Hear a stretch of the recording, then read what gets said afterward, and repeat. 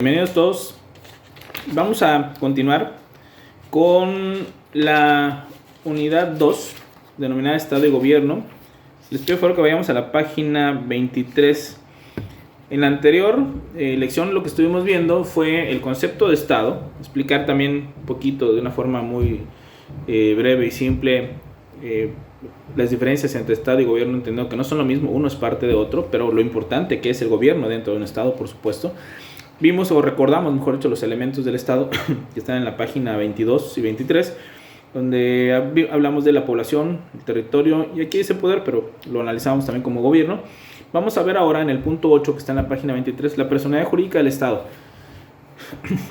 Concluíamos en la última lección de que el Estado o las personas morales en general tienen una personalidad jurídica, tienen una existencia jurídica.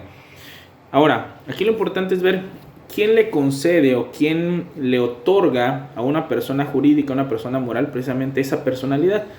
Pues por lógica nosotros sabemos que es el Estado el que te lo hace valer, ¿no? Es decir, si vamos a crear una empresa, pues buscamos quiénes van a ser nuestros socios, nos configuramos bajo un esquema de una sociedad, vamos con un notario, él da fe pública y se genera. Pero al final del día, decir voy al notario implica que voy a generar o voy a dar una serie de pasos para que el Estado me reconozca a mí la calidad de persona jurídica o persona moral y que yo pueda laborar bajo el esquema de una sociedad. El notario, para que sea notario, también tiene que ser obviamente avalado y acreditado por el Estado para que luego él dé fe pública de todos estos actos en los que se van formando o se van conformando sociedades. Derivado de eso, quiero que entendamos que las personas morales tienen una personalidad jurídica, pero la pregunta es quién le da la personalidad al Estado para que luego el Estado le pueda dar o conceder la personalidad a las personas morales, y esa es la parte que quizá nos puede confundir más. En el 8.2 habla de las personas físicas y para distinguirlas en el inciso B de que está en la página 24 de las personas morales. Lo voy a leer nada más para que recordemos un poquito. Persona física, ser humano jurídicamente considerado como aquel al que la ley ha dotado de derechos y obligaciones. Es decir, la persona física también necesita el reconocimiento por parte, como dice aquí, de la ley. Pero la ley, obviamente, estamos hablando de que el Estado es el que le da ese reconocimiento. En el inciso B, que está en la página 24, dice persona moral o colectiva. Bueno, aquí viene otro término. Persona moral, persona colectiva, persona jurídica. Son las diferentes formas en las que podemos llamar a estas personas en donde se conjugan sociedades, ¿no? Es la agrupación de individuos a la que, en cuanto tal, la ley le ha reconocido capacidad jurídica independiente de la de sus integrantes para adquirir derechos y contraer obligaciones. Bueno, una de las características principales de las personas morales, jurídicas o colectivas es el hecho de que una vez conformadas van a tener derechos y obligaciones propios como persona moral distintos a los que van a tener las personas físicas que las integran. Es decir, la idea es generar un ente nuevo distinto a sus integrantes en su individualidad. Ahora, viene el 8.3 y lo voy a vincular con el 8.6 que está en la página 25. ¿Cómo nace entonces la personalidad jurídica del Estado? Si hablamos de que para que le puedan dar la categoría de persona colectiva, jurídica o moral a una sociedad, se requiere previamente que exista el Estado. Entonces, ¿quién le va a dar al Estado precisamente esa personalidad? En el 8.3 hay un análisis, en el 8.4 van generando diferentes teorías, léanlo con calma, pero nos vamos al 8.6, que es, digamos, ya la conclusión después de escuchar o leer las diferentes teorías sobre este tema en específico.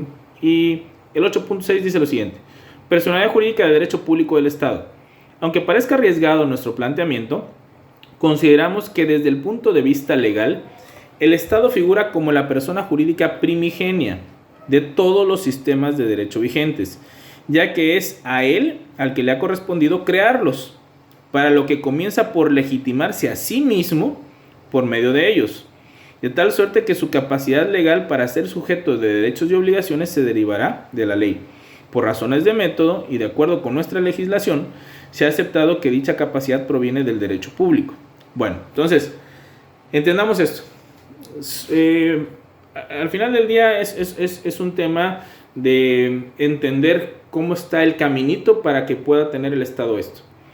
Si el Estado va a otorgarle la personalidad tanto a personas físicas como a personas morales, o sea, se lo va a reconocer, entonces, ¿quién se lo reconoce a él? Bueno, aquí, como nos habla el autor, y por eso dice, aunque parezca arriesgado, porque suena raro este razonamiento, pero también sí tiene una lógica, el Estado lo primero que hace es darse a sí mismo, por eso habla acá de que como persona jurídica primigenia, es decir, primigenia, la primera que existe tendrá que ser la del Estado, para que puedan existir después el resto de personas físicas y personas morales. Entonces lo que empieza por hacer el Estado como primer acto es concederse a sí mismo, repito, ahí es donde puede generarnos algo medio extraño, pero así es, el Estado se concede a sí mismo, se reconoce a sí mismo esa personalidad de persona colectiva, de persona moral o jurídica, para que a partir de ahí, una vez ya establecido con esa capacidad, entonces puedes otorgarle y reconocerle a los demás la categoría de persona física o persona moral. Entonces, ¿el Estado tiene personalidad jurídica? Sí.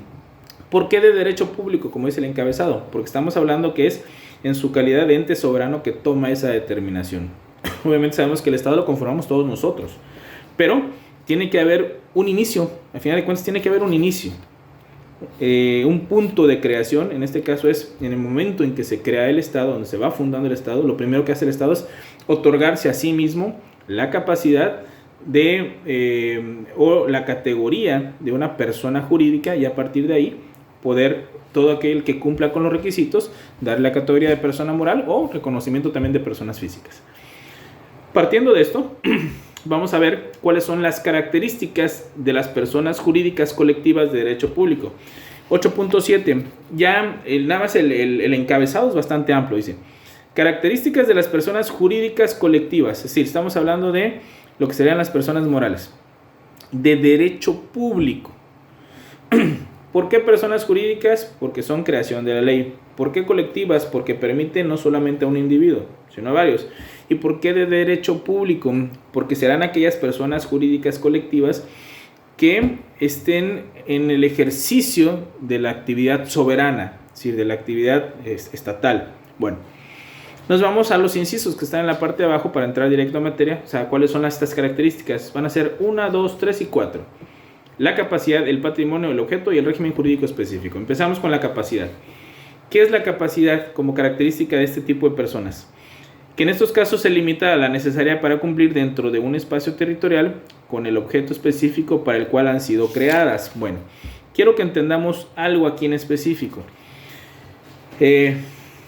Le vamos a poner un nombre de una vez a manera de ejemplo para ir identificando a una persona jurídica colectiva de derecho público. En la página 26, para eso me adelanto, van a mencionarnos algunas. Vamos a la 26, hasta la parte de arriba dice: personas de derecho público en México. Según veremos a lo largo de este primer curso, no solo el Estado, por supuesto el Estado es una de ellas, ya lo explicamos, ¿no? Federación, cada una de las partes de la Unión y los municipios posee su personalidad jurídica, sino también ciertos organismos autónomos como los descentralizados, sociedades mercantiles de Estado y algunos otros entes. Debemos agregar que toda persona de derecho público es necesariamente moral o colectiva. Bueno, vamos a poner un ejemplo de una persona jurídica colectiva de derecho público. Es un municipio, es un estado, hablando de una federación, una entidad federativa, pero también nos hablan acá que algunos organismos autónomos como los descentralizados. ¿Quién podría ser? Ejemplo, Pemex, Comisión Federal de Electricidad, es decir, ya para que le vayamos poniendo rostro a una persona jurídica colectiva de derecho público, y ahora sí podemos analizar estos 4 elementos, pero ya identificados con un ejemplo. Entonces vamos a pensar en Pemex o en Comisión Federal de Electricidad, como ustedes gusten. Capacidad, que en estos casos se limita a la necesaria para cumplir dentro de un espacio territorial con el objeto específico para el cual ha sido creadas. Bueno, Pemex y Comisión Federal de Electricidad en su ámbito territorial es todo el país. Entonces tienen capacidad para ejercer su objeto, es decir, para lo que fueron creados, dentro de todo el territorio nacional. Pero para eso debemos que entender entonces el inciso C. ¿Cuál es el objeto de Pemex? ¿Cuál es el objeto de Comisión Federal de Electricidad? Repito, la capacidad implica que o Pemex o CFE puedan realizar la tarea que les fue asignada en todo el territorio nacional, porque así se les está permitido. Entonces veamos cuál es el objeto. Nos saltamos el B y pasamos al C.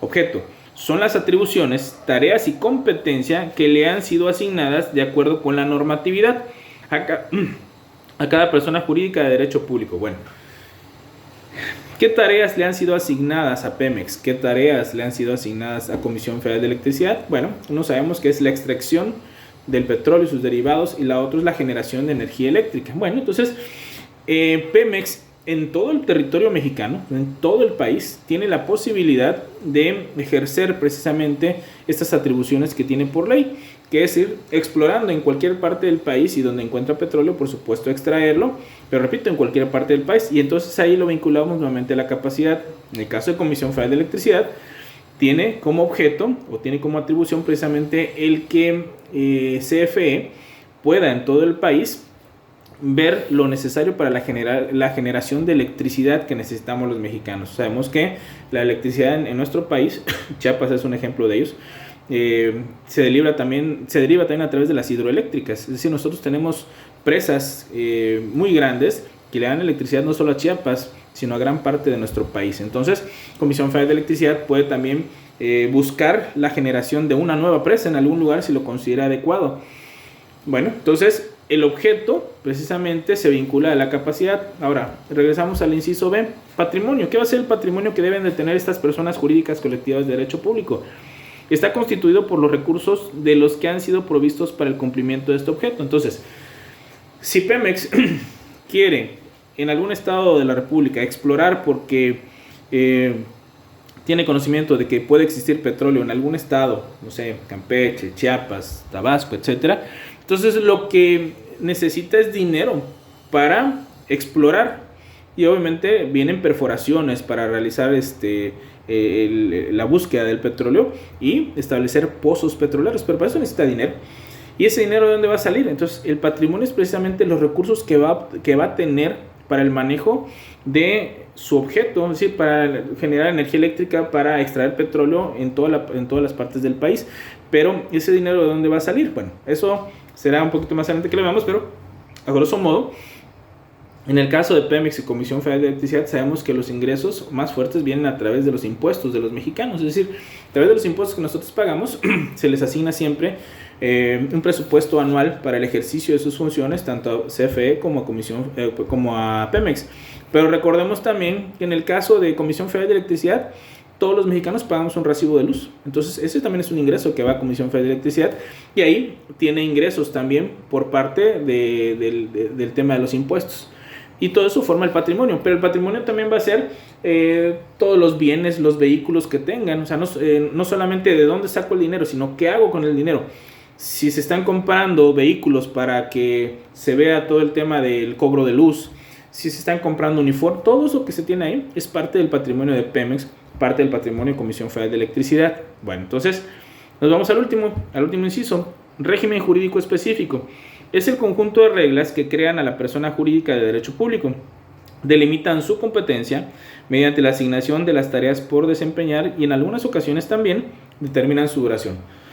Bueno, para que exista Pemex debe haber una ley de petróleos mexicanos, es decir, como si fuera su acta de nacimiento, ¿no? Es decir, es un tema legal. Bueno, vas a tener una creación, el Estado te lo va a reconocer, perfecto, pero tiene que haber un lugar en donde diga de qué manera vas a estar estructurado, cómo es la jerarquía, cómo vas a realizar tus funciones. Es decir, tiene que venir desglosado absolutamente todo el actuar de Petróleos Mexicanos en algún lugar, si no estaríamos violentando el principio de legalidad de nuestro país. Entonces, efectivamente hay una ley de Petróleos Mexicanos en donde viene desde orgánicamente cómo se estructuran, cuáles son sus funciones, qué pueden hacer los funcionarios, cuáles van a ser los limitantes, por supuesto, a contrario censo de Petróleos Mexicanos. Entonces, eso va a estar en un régimen jurídico específico. Entonces, aclaro, las personas jurídicas colectivas de derecho público tienen 4 características fundamentales. Capacidad, el territorio en donde pueden ejercer su objeto. Objeto, lo que la ley les atribuye para realizar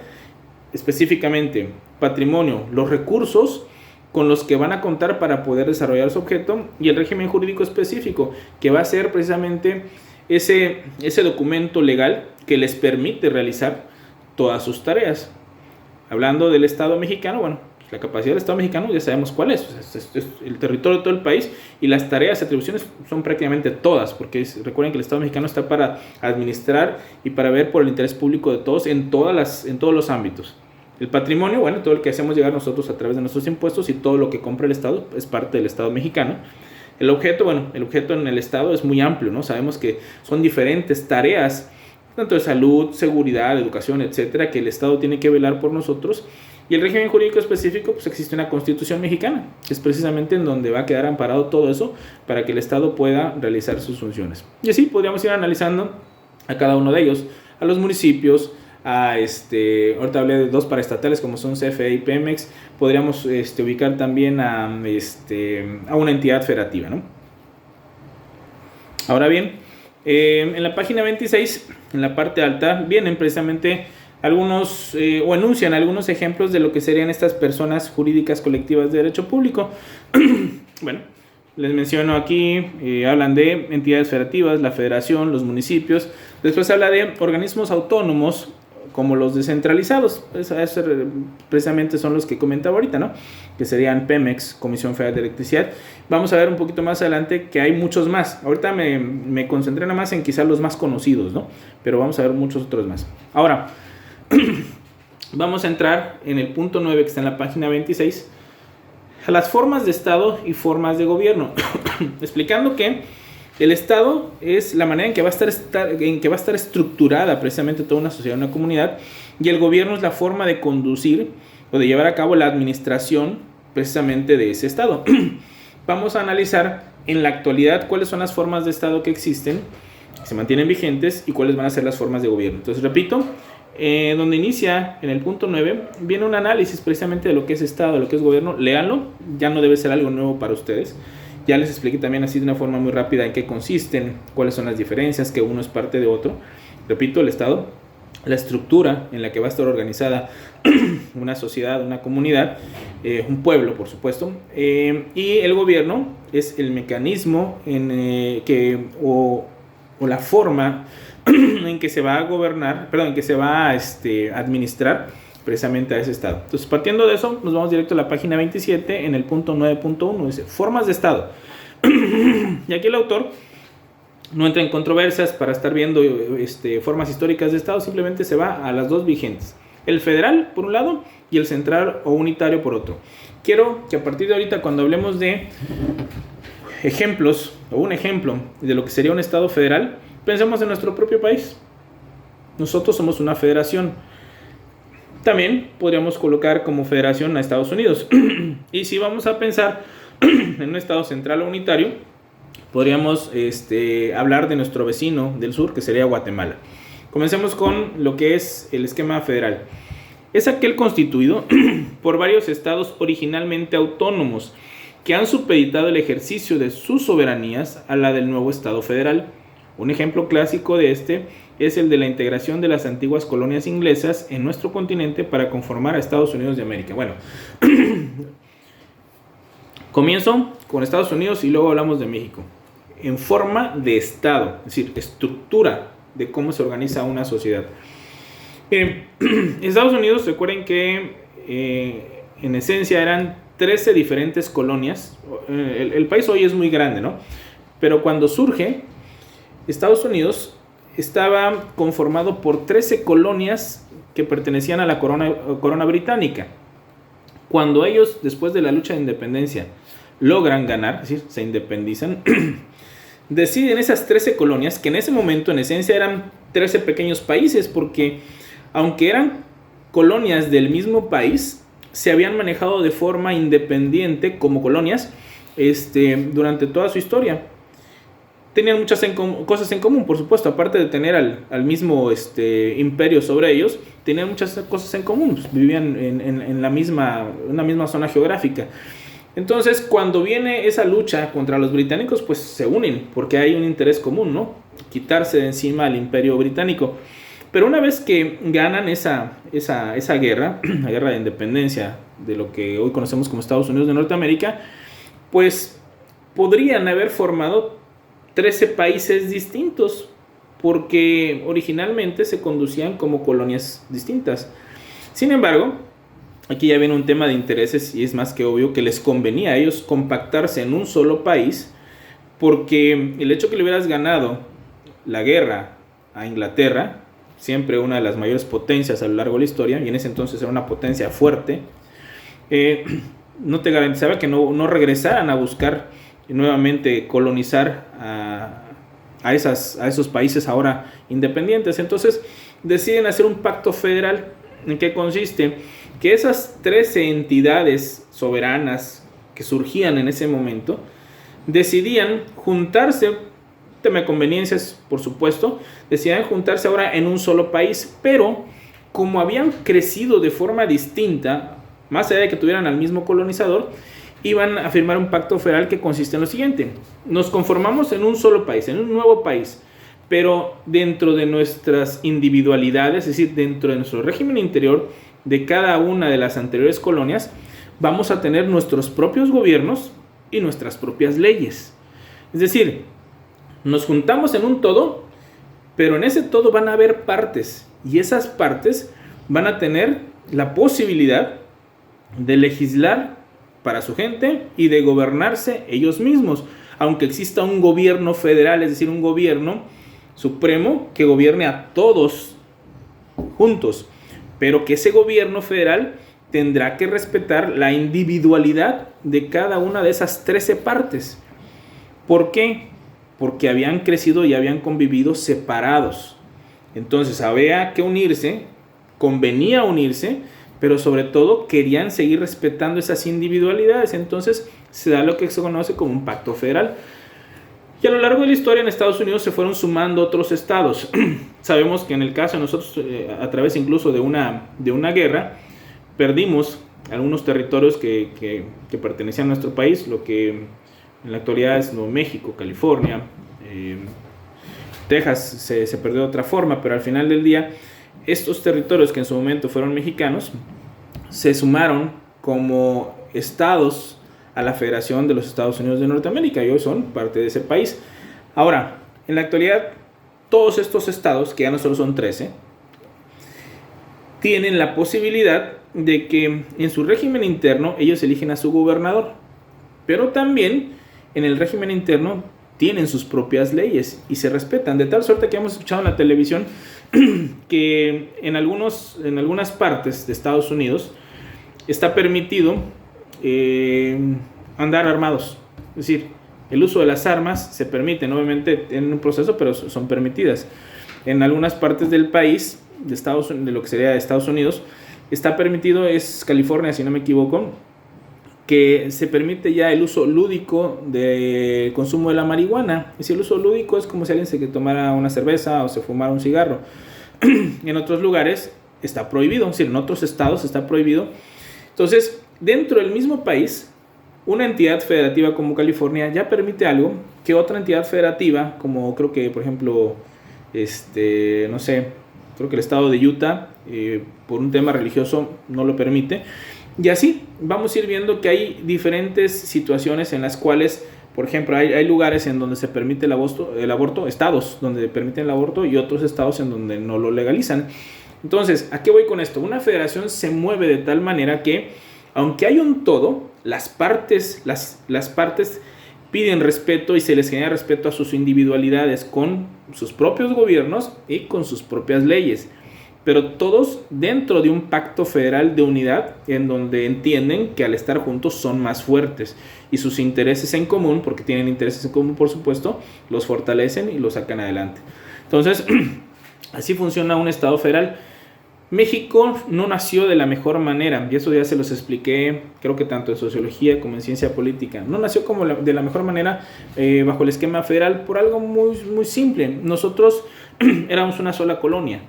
Es decir, nosotros éramos colonia, la Nueva España era colonia del Imperio Español, pero aunque era muy grande, era una sola. En el caso de las 13 colonias de Estados Unidos, tal vez no eran tan grandes, pero eran 13 distintas. Aquí era muy grande, pero era una sola colonia, que iba, repito, desde lo que era la parte alta, bueno, lo que hoy sería California, Nuevo México, Texas, hasta Centroamérica. Entonces, éramos una sola colonia. Cuando viene el movimiento de independencia y cuando se gana esta lucha de independencia, Recuerden que se establece un imperio, pero antes de establecerse el imperio ya existía dentro de los insurgentes y los independentistas la idea de conformar un país bajo el esquema del vecino del norte. Es decir, Estados Unidos para esa época ya era un país independiente.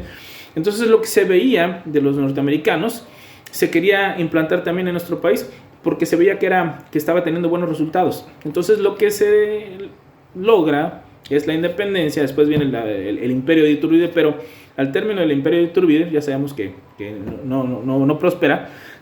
Se establece precisamente un esquema federal. ¿Y cómo iba a funcionar?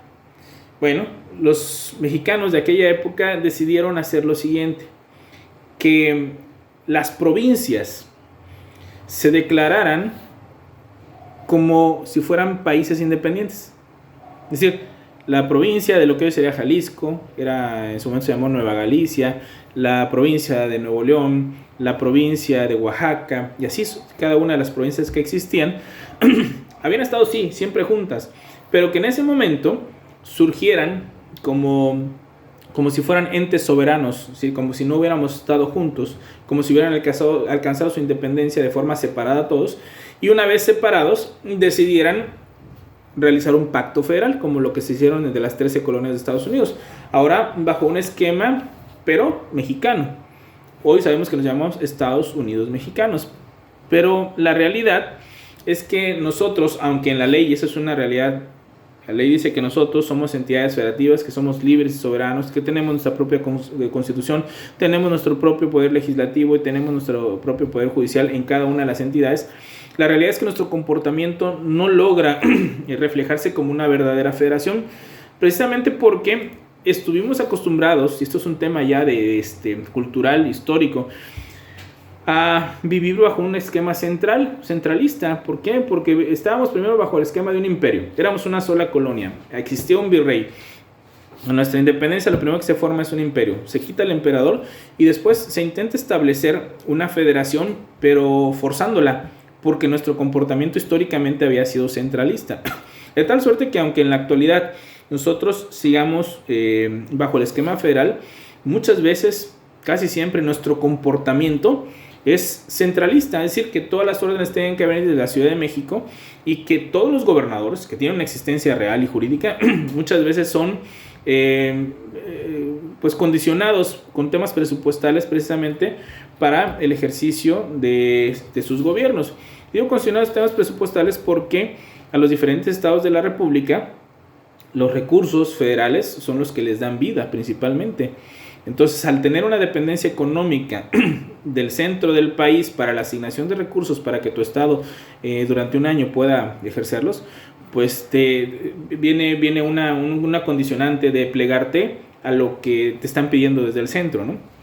No necesariamente tiene que ser malo, pero al final de cuentas una federación no debería de funcionar de esa manera. En Estados Unidos hemos visto que más de un gobernador, al presidente de la República, incluso a Barack Obama, que fue uno de los presidentes que tuvo mejores índices de aceptación en ese país, se le plantaban y le decían no en específico a alguna situación, pero ahí tienen el manejo de los recursos propios en las entidades federativas de Estados Unidos es algo más fuerte. También cuando vino el tema del armamento, Barack Obama estaba en contra y lo manifestó sobre que las personas estuvieran armadas, por ejemplo, en el estado de Texas, y los tejanos, obviamente el gobierno, decían no, pues es que así es acá y así se queda, ¿no? Entonces, eso es respetar el tema de la individualidad de las entidades federativas. En nuestro país, creo que comenzamos a ver, precisamente ahorita, con este gobierno, comenzamos a ver diferencias ya en el tema de la federación. Va a ser complicado que nos quitemos de encima toda esta tradición central que se ha tenido, repito, desde la época de la colonia, pero se están dando pasos, ¿no? Ya vemos como que hay gobernadores en la actualidad que pueden hablar libremente en una confrontación de ideas con el gobierno que antes no se veía, ¿no?